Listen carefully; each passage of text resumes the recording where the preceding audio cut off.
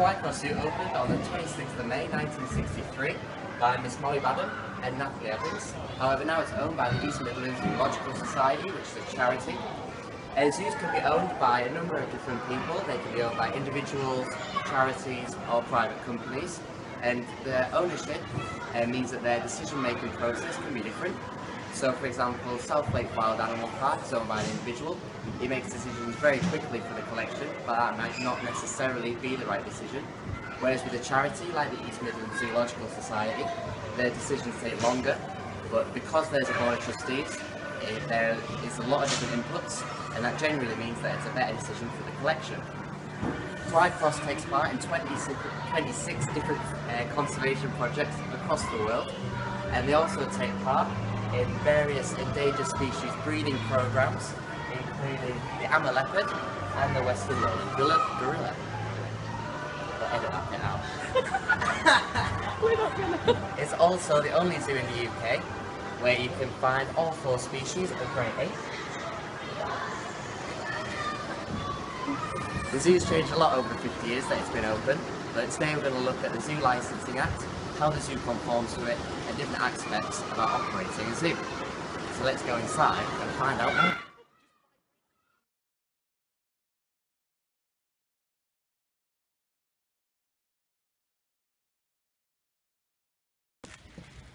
SSS-MZP requires all animals to be individually identified. This can be through morphological features such as chimps and things like that, or it can be through tags on their ears, tattoos that they might do, things like that as well.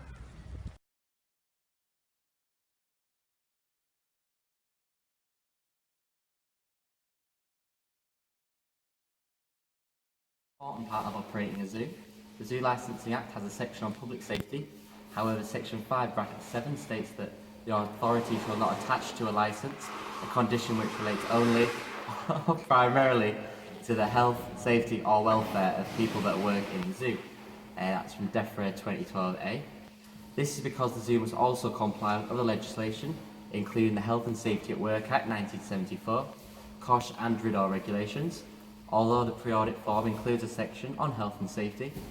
In 2012, the Health and Safety Executive published Managing Health and Safety in Zoos, which is a guidance document for zoo operators to ensure best practices for health and safety arrangements. To comply with the Health and Safety at Work Act, Twycross Zoo has a health and safety policy which must be followed by all staff, contractors and visitors. There is an accident book to comply with RIDDOR, and risk assessments are carried out for hazardous substances to comply with COSH regulations. The Secretary of State Standards of Modern Zoo Practice states that risk assessments must be carried out for all activities relating to public safety within the zoo, DEFRA 2012A, as well as activities carried out by staff, such as working with venomous species, animal contact situations and the use of equipment. These are important as they are stated on the pre-audit form. The Secretary of State Standards of Modern Zoo Practice has sections on hazardous animal categorisation, and the snow leopard here is a Category 1 hazardous animal, which means it's the most dangerous type of animal that you can have at the zoo.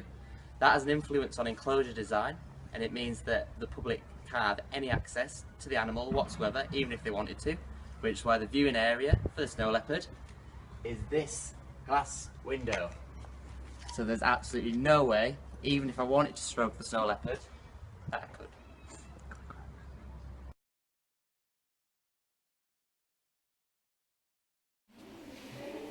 The hazardous category of an animal will dictate its enclosure design. For some animals, particularly large mammals such as elephants, they will have safe working protocols. In the past, elephants were managed using a free contract regime, where trainers used elephant hooks to move the animals around. That caused poor welfare for the animals. The majority of zoos use a protected contact procedure, which Twycross use here. So this is the protected contact wall for the elephants. This reduces the risk of injury to staff working with the elephants and also helps to improve the animals' welfare. Wilson et al. 2015.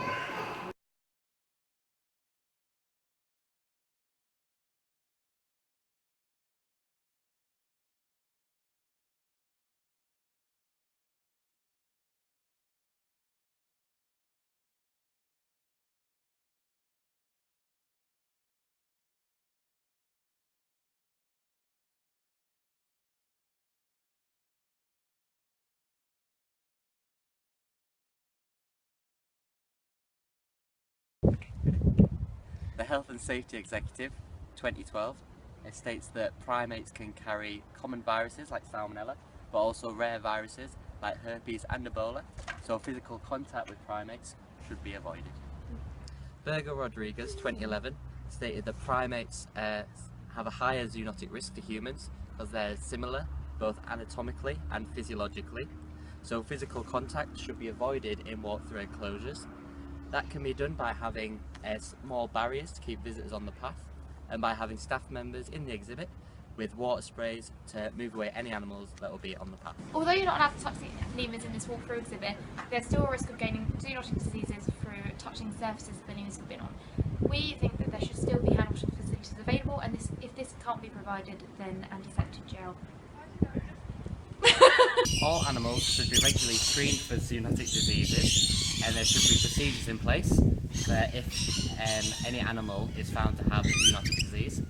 Janssen, 2015, gives a procedure for if chlamydia is identified in an interactive lorikeet enclosure, like here at Twycross.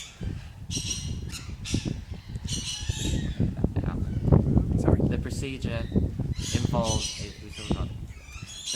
involves closing the enclosure to the public, isolating the infected individuals, and putting the whole flock under a treatment that takes up to 45 days. And then after the treatment's finished, every animal should be under regular testing. The downside of this is that if the enclosure was closed to the public, there is no way that they'd be able to view the lorikeets from outside. So an improvement that Twycross could make to this was to install viewing windows onto one side of the enclosure so that visitors can view the lorikeets without going through the exhibit. Risk assessments should be carried out for zoonotic diseases, and they should be regularly reviewed by the vet. I'm out of here. The pre-audit form requires management of pest control, and as you can see examples here, pests have got in. The fences have been patched up by staff and keepers.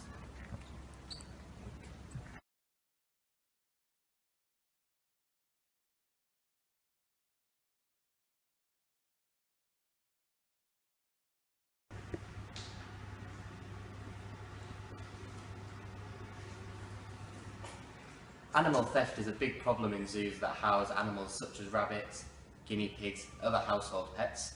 Twycross has signage that says please do not pick up the animals, but as an added measure of security, they also have CCTV covering the exhibit, so if there's anyone that looks like they're about to steal an animal, there'll be someone watching the CCTV, and staff can come and supervise the enclosure until that person has left.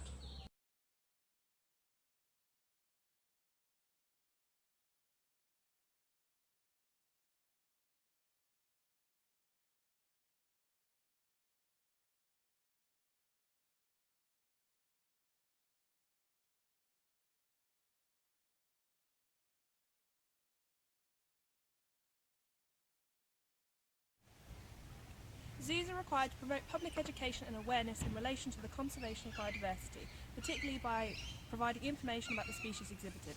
Signs like these, for a minimum, should have the scientific name, the common name, a natural habitat, biological characteristics and their conservation status.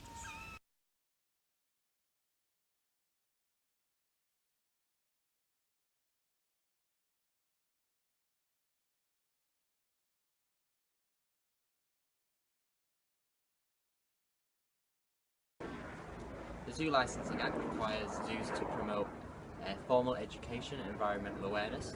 To do this, Twycross has an education policy, and that involves formal education, which is done here at the Study Centre. They do education from nursery to university level. They do this through using educational teaching aids to attain maximum engagement, and that could be through zoo trails and presentations. Livermore 2013 and Webster 2014. Crum 2014 suggests that play areas provide an education experience for children.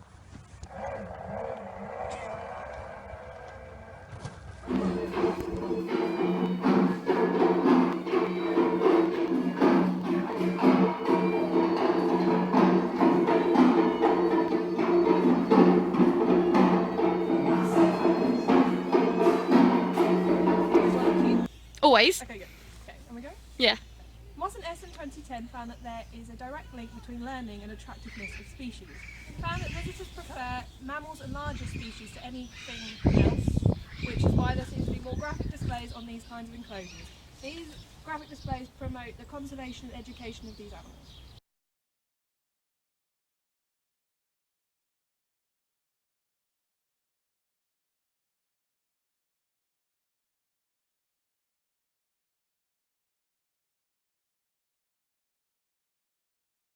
Easter time of this year.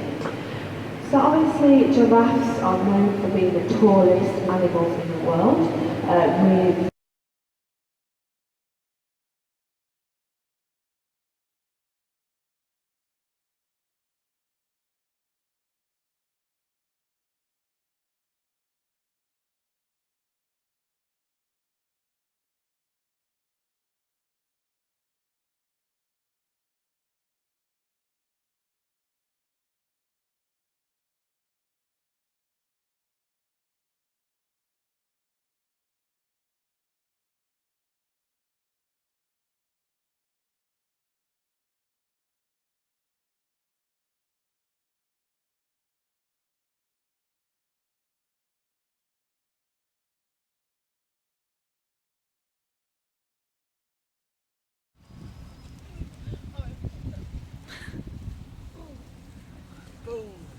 That's gonna look fucking good.